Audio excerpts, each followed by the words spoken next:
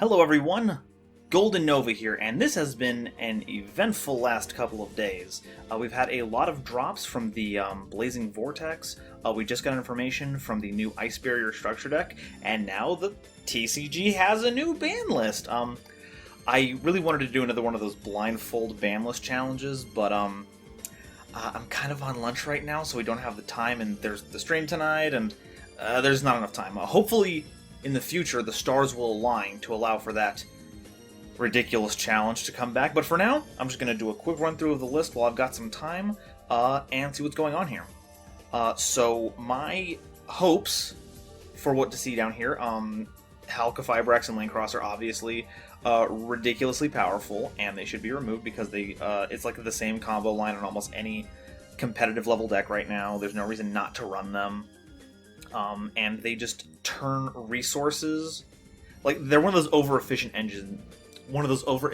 engines where you can just do anything you want with them, or anything that you want that's competitively relevant in it.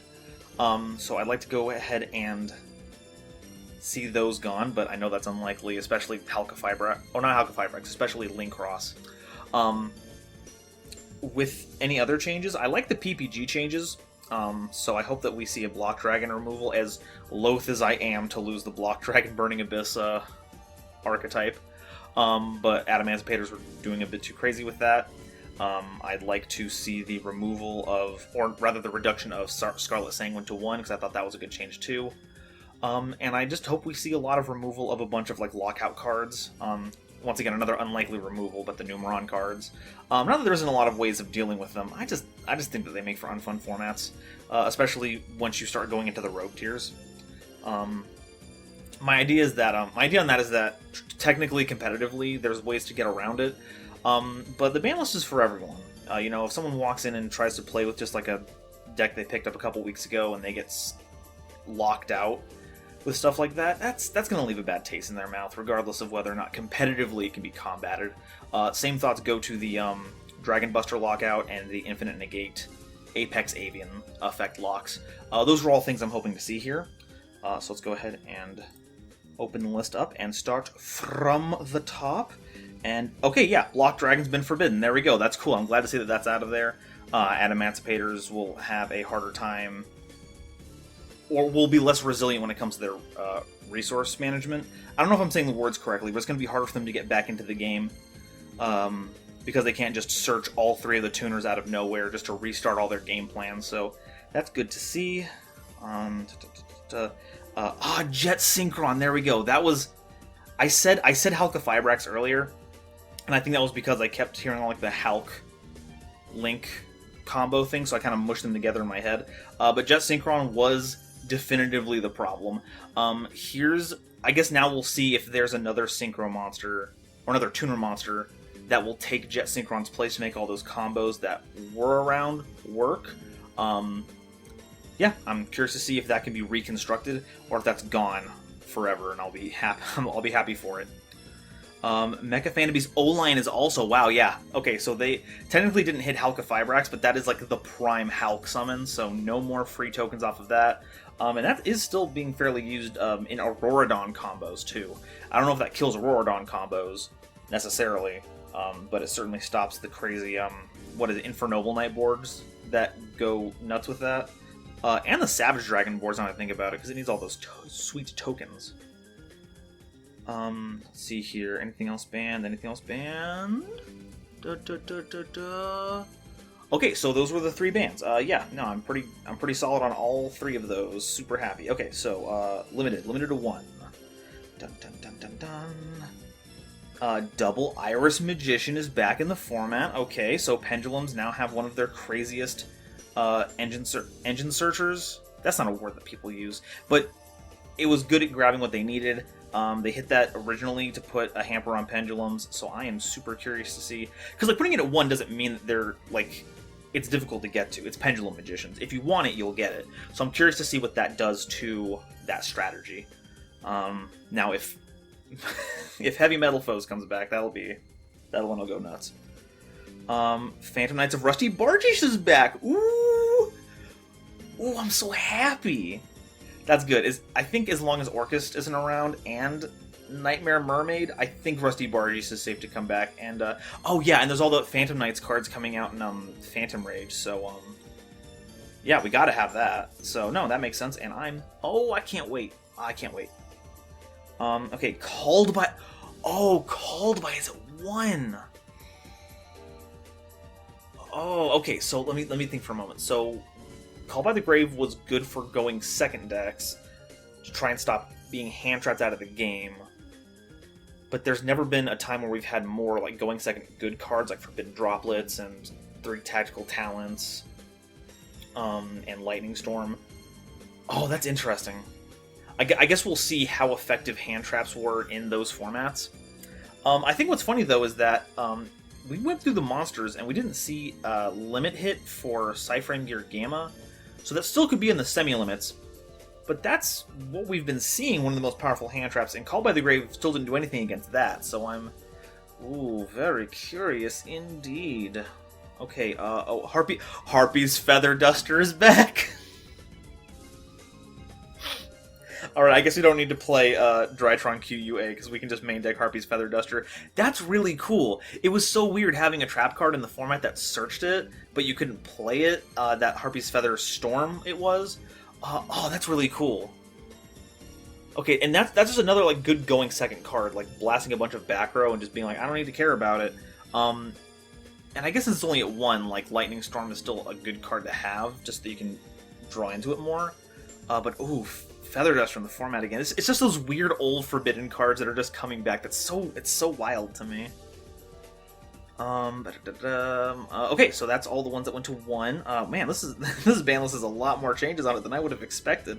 Hopefully that means that they're really going to push remote duels and stuff as ways to continue the format. Oh! I love and hate these semi-limiteds altogether. So we've got Double Graph and Double Seer, so that's outstanding. I'm glad that we have more resilience with those. With Called by out, that means that we don't have to worry as much about those getting negated and removed, so that's really awesome.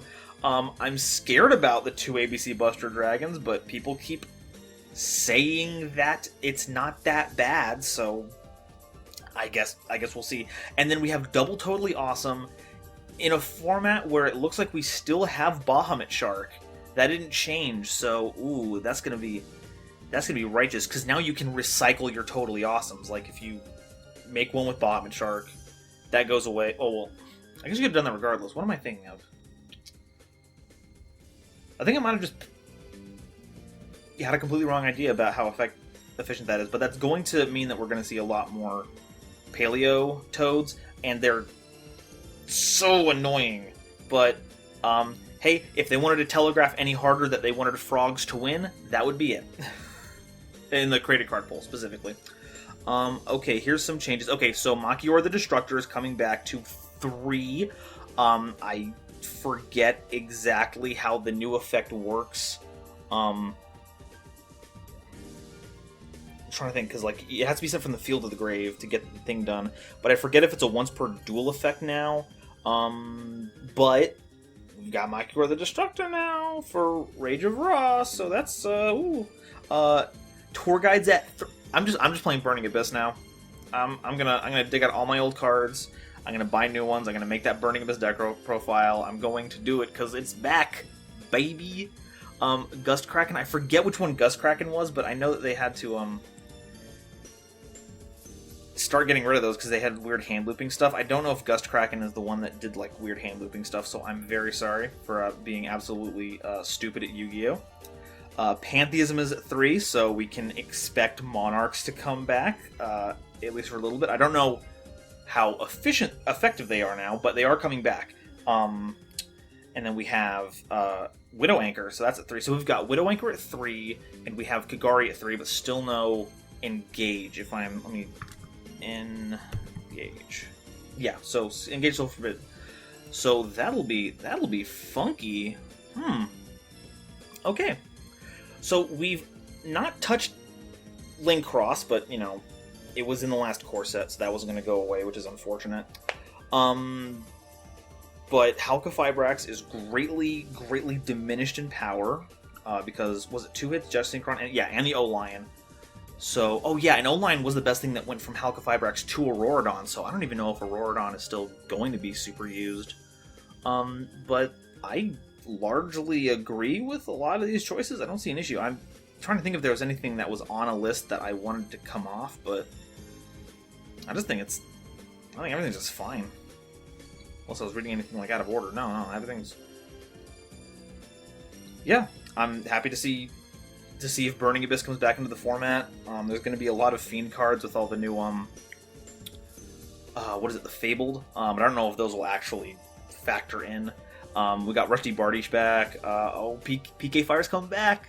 I will make it come back. I don't care how it squares up against anything else, but I'm going to do it. Sad that Malicious is still at 2. Sorry, buddy. But yeah, I think that's about everything. I'm looking forward to seeing how the player base adapts to these changes. I'm loving that we've kind of kneecapped a lot of the very powerful... We didn't get rid of Blink Cross, obviously, so anything that enabled is still going to go.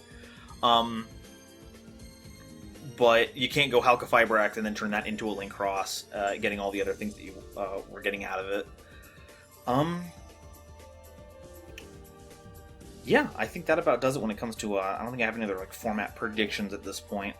There was, oh no, they didn't hit Eldritch at all on that. They didn't hit Eldritch, they didn't hit any of the lockout cards, they didn't hit Union Carrier or anything, and they didn't hit, yeah, that lockouts would include Numeron, so we still have to deal with that stuff.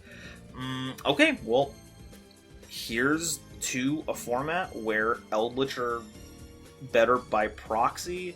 Adamancipator is still probably going to be really, really good, though. Like, they didn't need Block Dragon to make those astounding boards. They really needed more of those Link monsters, like Hulk.